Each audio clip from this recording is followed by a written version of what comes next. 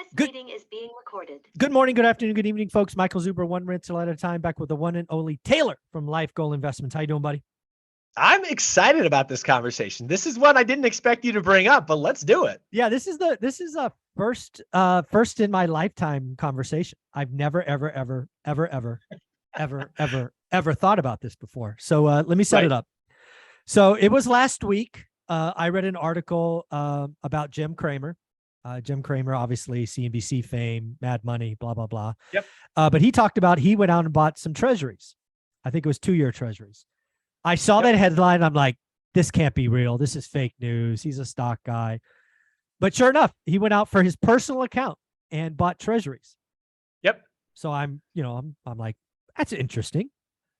Let's look at this, right? So again, the 1-year treasury, I think either today or last week peaked over 4%. The 10-year treasury hit over 3.5 today. It's now a cycle high. I'm looking at myself going, for the first time in my life, I have a little bit of scratch on the sidelines that I have no direct plans for, that's earning terrible returns in the bank. And I said, what would happen if I wanted to go buy a 1-year treasury? And I'm like, shit, I don't know how to do that. But I bet Taylor does. So I got you. Taylor, Here I am. I wanted to go buy a 1-year treasury or a 2-year treasury or whatever. How the hell do I do that? Because I've never thought about this before. So let me ask you a question to begin with before we go there, but I will obviously answer your question directly. Of course. What is your intention with it? Is it to whatever duration that you buy? You'll hold to maturity. Okay. Yes. That's important. So, and I'll make comments on why that's important in a second here.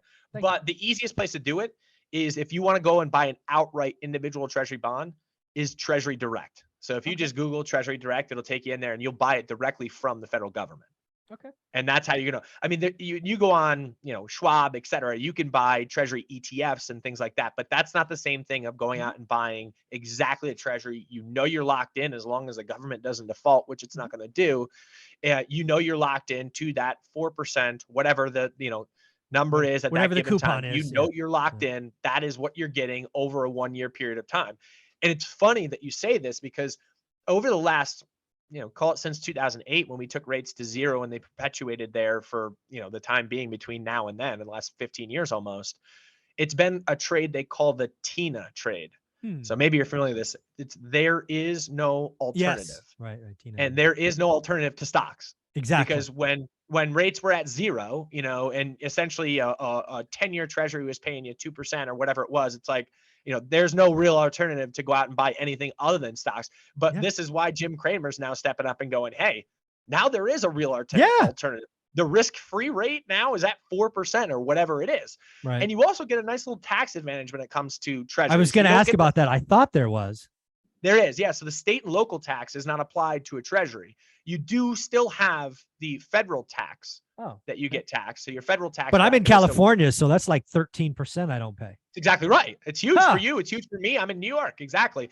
So, and another way to look at this also is you can go out and buy a municipal bond as well, which is not, it's not a government bond, but it's backed by a municipality. And municipalities are what they call double or triple tax exempt. So if you're a California resident and you buy a California bond, you're going to get no federal tax on it. You're going to get no state tax on it. And if the bond you bought happens to be in your local tax geography, then it's also locally taxed free.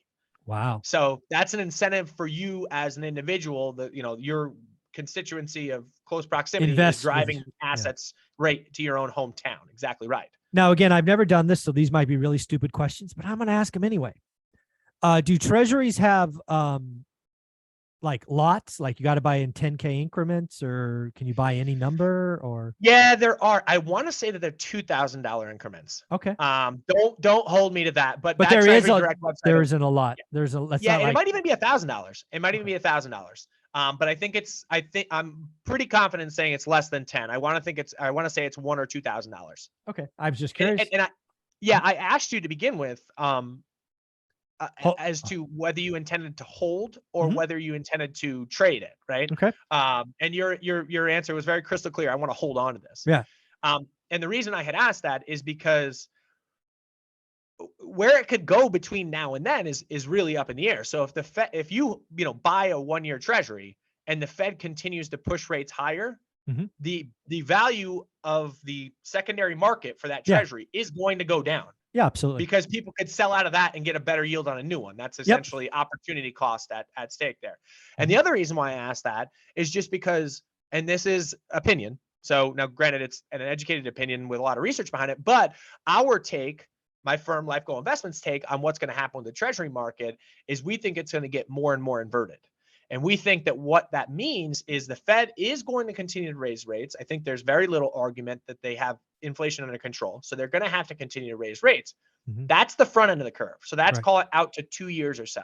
Yeah. When you start getting further out the treasury curve from that, you start to see now we're dependent upon where we think growth and inflation the economy is going to go in the market down the line. I agree. So we believe, and we could be wrong, this is projection. We believe that the treasury curve will invert to a bigger extent. And that means not that the front end's coming down, because the front end's going to continue to go up as the Fed continues to raise rates. But we think the market will begin to price in more and more likelihood of a recession. And that will drive the long end, the 10-year down. And so if we were trading it, which is more of what we do rather than what you do, we want to buy the 10-year right now because we think the yields will come down and the price will go up. Appreciation on the bond. Yeah. Dude, I'm just playing rates.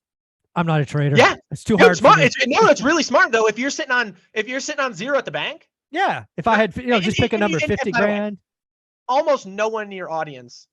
And this is not a knock on the audience. Don't get me wrong. That's not what unless you're managing portfolios with a lot of underlying components and paying attention to it all day, every day, shouldn't be trading. Like that's not a good way to make money over time. Not financial advice. Right. By no means is that financial advice. I'm just letting you know what we're doing behind the scenes in our portfolios. But to your point, awesome. if you're sitting on zero at a bank, absolutely. Why not? You really think that you have the ability to hold it there for a year and you won't have a need for it? Absolutely. Guarantee yourself that 4%. Yeah. And no taxes. I wish it was no taxes across the board, but no taxes at the state level for me. 50 grand times 4%, $2,000, $2,000. So that's $260 in taxes I avoid. So it's really like a $2,200 gain. Yep. So. Yep. Absolutely. No, it's a great idea. And you should, while you're at it, look into munis as well. Yeah, I will. Just because, again, you get that triple tax exemption. So I'm going to do this here. I should have done this actually in video number 2, but I didn't. We're going to talk about it here. I want to share with you what I think the Fed does the rest of the year. Back to your yield curve getting more and more inverted. I think my opinion supports that. I think they're going to go 75, 75, 50. So 200 basis points between now and the end of the year. We're going to go to, what is that, 4.25 or something like that? Yeah. I think that probably is where that takes us. Yeah. Man, the numbers are getting real. Like for a while it was like, oh, they're raising 75, but they're coming off of zero, so no big deal. Cares? Right. And granted, if you look back to the 70s, obviously, this is nowhere near where it can get. But man, at 4%. I had somebody do the math, so I don't know if this is right because somebody did it for me. I believe a little bit over a year ago, the 1 year was at 0.26. Yeah, I believe I don't know that. Right. I don't know that number, but that's feels absolutely right in the ballpark. Today, 4%. Somebody did the math look for at me. Mortgages. That's 1,800%.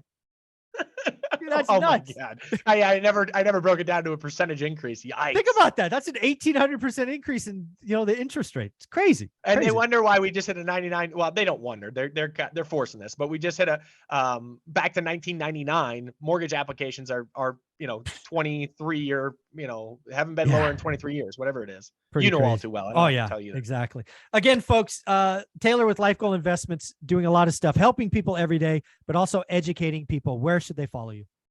Yeah, thanks so much. Follow us at Life Goal Investments on Instagram. You'll see 2 things come out every single day, and hopefully it helps you out along the way. There you go. Thanks, buddy.